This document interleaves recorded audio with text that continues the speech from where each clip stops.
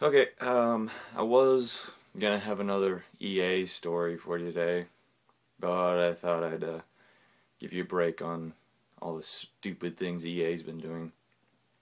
Instead, we're gonna go back to all those wonderful people lobbying against violence in video games, because that's a fun topic. Turns out that a senator from California is once again lobbying against violence in video games. This senator, Dianne Feinstein, if that's how you pronounce her name, is saying that violent video games are enablers and simulators to would-be mass murderers.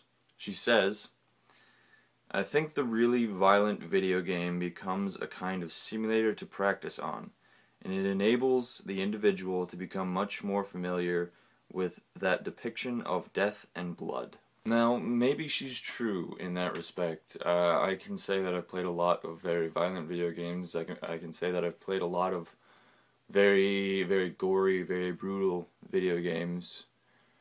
But I can still guarantee you that if I were to see any of those things in real life, I would probably throw up or pass out. I mean, a great example would be if you've heard of the little free indie online game called Surgeon Simulator 2013. It's a hilarious little game. If you haven't heard of it, go check it out. I'm sure you'll get a few laughs out of it, but it's a simulation of open heart surgery, but it does it just terribly, but in a good way. Terribly, but in a good way. You have to play it to know what I mean. Now, if you were to tell me to do this to a person in real life, I wouldn't be able to do it.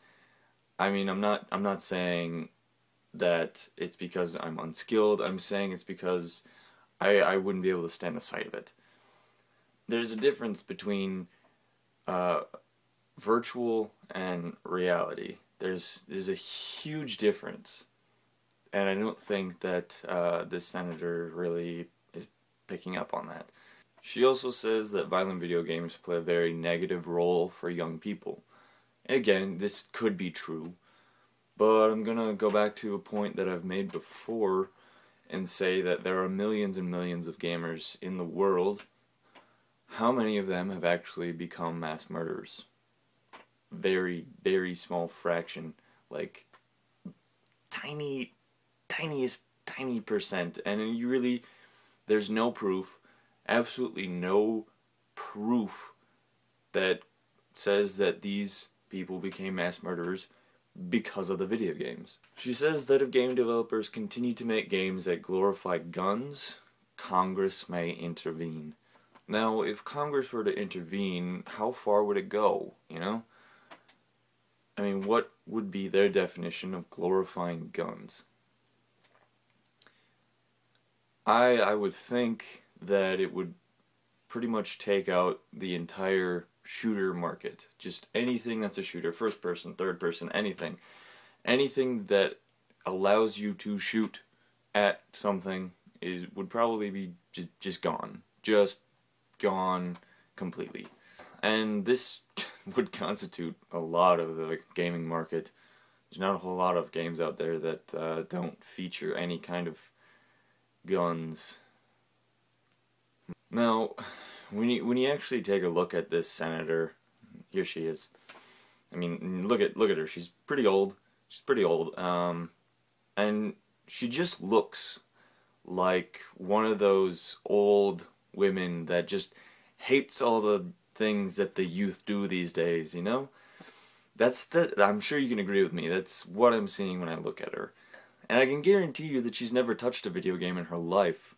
So she's speaking completely from her own viewpoints and never having experienced a video game ever. So I mean, her opinions are completely biased and unfounded on anything, and I think she's really just sort of going off her own hate for video games.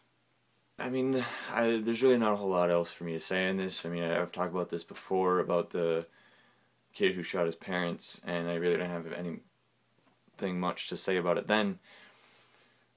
And what I've said, I've kind of already said it before. And people need to realize that there is no evidence that correlates violence in video games to violence in the real life. There are a lot of other factors that people just seem to ignore. I mean, mental illness is a very huge factor when it comes to sociopaths and killers. And people need to focus on that more than they focus on, oh, it might be video games. I mean, we need to be focusing on identifying and finding help for these people before they become these mass murderers, and not blame other things after they have already killed people. After I found this article, I also found a little series of clips from an episode of Penn and Teller's Bullshit, where they talk about this very specific issue, and I'm going to link that right here. So I recommend that you go watch that. And if you know anybody out there, parent, grandparent, anybody out there who thinks that it's the video games that are causing all the violence in the real world, show them this clip. Show them this Penn and Teller clip. And they do a really good job of really sort of showing how the video game and reality are two completely separate things. As always, I'll have a link in the description to the article that I read. As always, I want you to share this video, also share the Penn and Teller video with your friends and anybody that you want to have these discussions with. I want these videos to be about discussion, so share these videos and talk about it with your own friends, your own family. And I'll see you next week.